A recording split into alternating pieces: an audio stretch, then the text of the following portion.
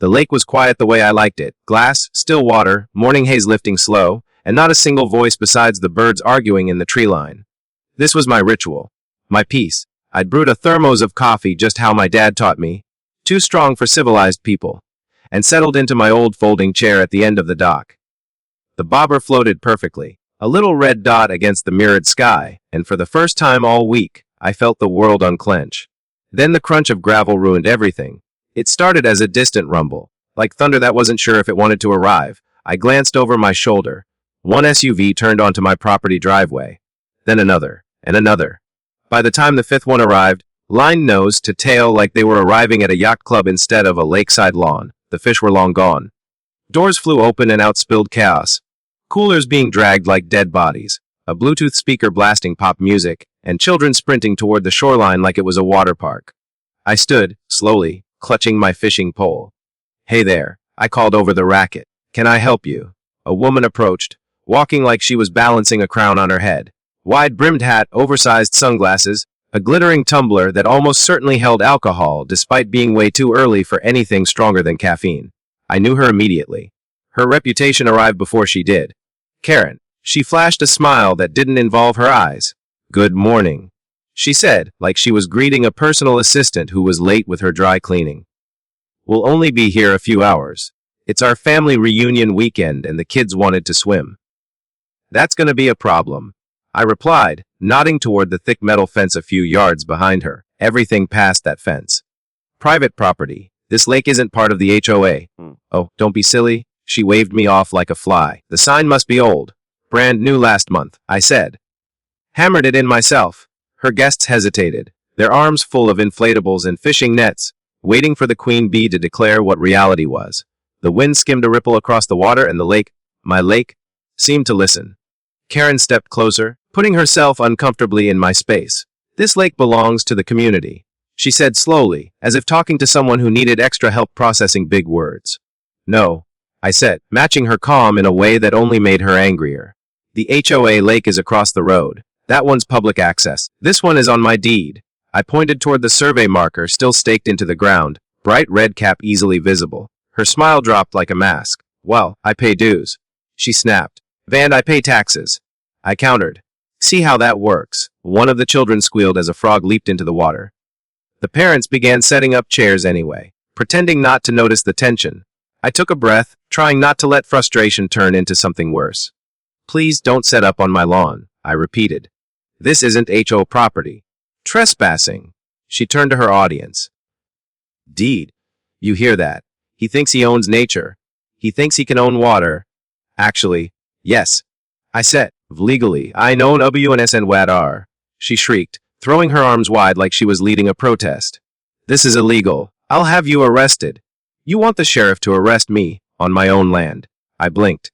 She jabbed a finger at my chest. "You might think you're special because you bought a house with lake access, but this is a community. A neighborhood. We share our resources." "Funny," I said. "You didn't seem interested in sharing when we asked people to slow down on the private road. Or when your dog kept tearing up my garden." "That was a coyote," she hissed, even though her dog literally had a name tag. One of the men, probably her brother or cousin, cleared his throat. "Maybe we should just go to the other lake. This seems..." Karen whipped around. "And this lake is better. Cleaner, and the sun sets right over it. The other one smells like algae." "I look after this one," I said. "That's why it's cleaner." She pivoted back to me. "So now you're saying we're dirty. I'm saying this is private. And I'd like you all to leave." My voice was firm now. No wiggle room. Her face twisted into something I'm convinced she practices in the bathroom mirror. "You can't tell me what to do," she hissed. "I'm calling the board. They'll put you in your place." "I am in my place," I reminded her. "You're the one who's not." Karen stomped away, heels sinking into soft ground, and dialed her phone with the fury of someone avenging a parking violation. "Hello. Yes, this is Karen from Willow Trace. I'm at the lake and being harassed by a hostile homeowner. He's blocking our community property." No, I don't care what the covenants say." As she ranted, the rest of the group stood awkwardly, avoiding my eyes. The children had gone still, sensing that adults were doing that uncomfortable dance of smiling while screaming. Even the music had been turned down to a whisper. I crossed my arms and waited. The lake lapped quietly against the dock, the water calm as if mocking the absurdity unfolding on its shore. Somewhere in the distance, a fish jumped, probably relieved no one was splashing or throwing Cheetos into its habitat. Karen paced in the grass, screeching into her phone. No, yo, you listen. We pay dues for amenities. I'm looking at water right now. How is that not an amenity? What do you mean he owns it? That's ridiculous. Who decides these things? I demand a vote. She spun toward me mid-call. Jate Radua. She shouted. This isn't over. Then she stomped back to her crowd. We're going, she said dramatically, as though she had chosen the moral high ground rather than being caught trespassing. She gathered her purse with a flourish, head tilted up to broadcast her martyrdom. Her guests scrambled to pack up faster than they'd unpacked. The SUVs retreated in a caravan of defeat, and once the dust settled, the birds began chirping again, cautious but relieved. I exhaled for what felt like the first time in 10 minutes. The lake returned to silence. My silence. I sat back down, lowered my line into the water, and took a victorious sip of coffee. Too strong for civilized people.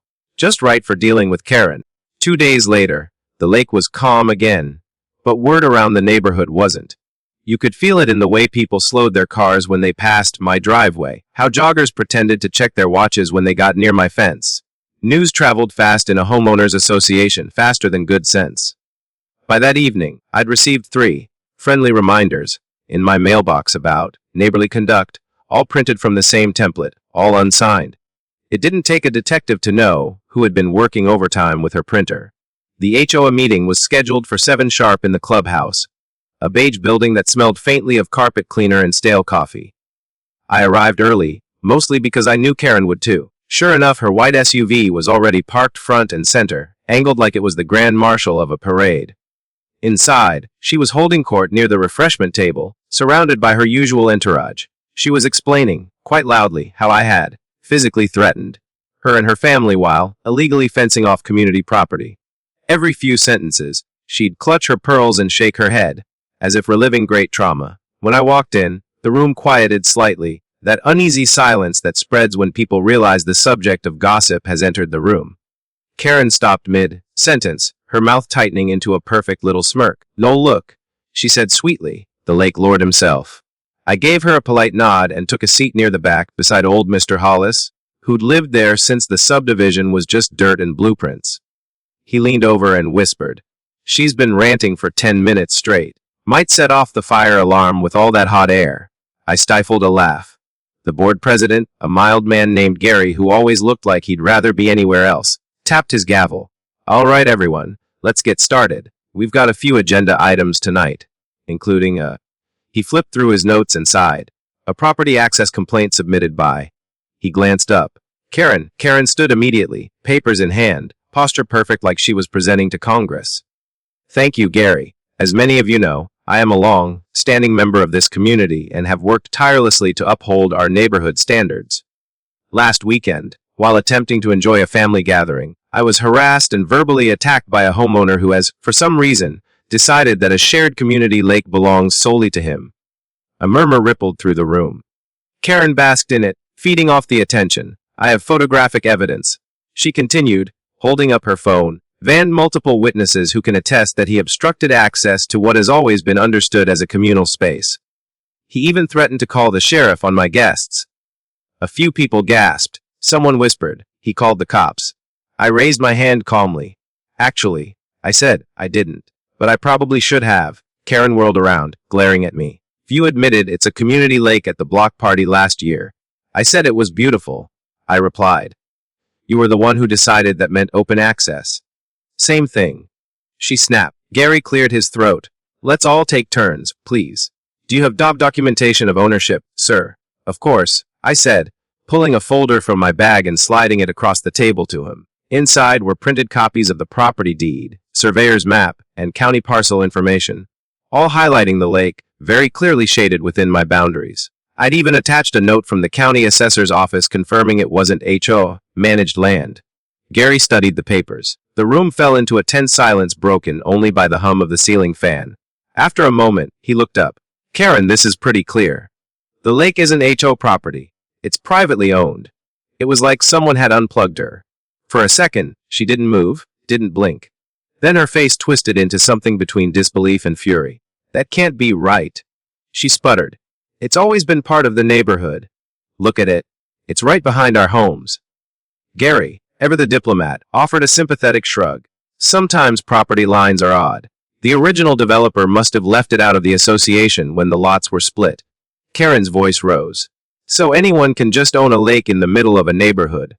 That's ridiculous. What's to stop him from putting up a wall or charging people to look at it? I smiled faintly. I hadn't thought about that, but you're giving me ideas. Laughter rippled through the room, small at first, then louder as people realized it was safe to laugh. Karen's cheeks flushed pink. She slammed her stack of papers onto the table. This isn't funny. We're talking about the character of our community. Mr. Hollis piped up from the back. The only thing ruining the character of this community is you yelling about things you don't understand. A few people clapped quietly. Karen glared around as if daring anyone else to speak. You're all just letting him divide us. Next thing you know, he'll be charging tolls to drive down the street. Gary sighed and rubbed his temples. Karen, there's nothing the HOA can do. We can't claim property that doesn't belong to the association. Then I'll go above you. She declared, gathering her purse. I'll call the county. I'll call the state. We'll see how long this little private lake nonsense lasts. She turned toward me, fingers shaking. You think you can hide behind paperwork, but this isn't over. Funny, I said. That's exactly what you shouted the last time you left my property. The laughter came faster this time, some people not even bothering to hide it. Karen stormed toward the door, heels clicking like gunshots against the tile. Unbelievable, she muttered. Absolutely ungrateful people. The door slammed behind her with a hollow echo. For a moment, the room was completely silent. Then Gary sighed again and set the papers down. Well, he said, that was eventful. Anything else on the agenda? A hand went up. Yeah, said one of the younger neighbors. Can we vote to make sure Karen doesn't represent us at the next district meeting? That got the biggest laugh of the night. Afterward, a few people came over to shake my hand or apologize on behalf of the neighborhood. I told them no hard feelings. It wasn't their fault. Karen had just been waiting for a hill to die on, and apparently, that hill was shaped like my lake. When I finally got home, the sky was painted with streaks of orange and violet, the kind of sunset that looks unreal. I walked down to the dock and sat in my chair again. The water reflected everything. The trees, the clouds, even the faint outline of my house lights coming on behind me. I felt the same peace I'd had before all this nonsense started, only now with a little extra satisfaction. A pair of ducks glided past, leaving ripples that stretched across the surface. I smiled, thinking how Karen would probably try to charge them for swimming. I cast my line into the water, the bobber settling back into its gentle dance. The quiet returned, steady and unbothered. My lake, my peace. And for once, not a single voice trying to claim it.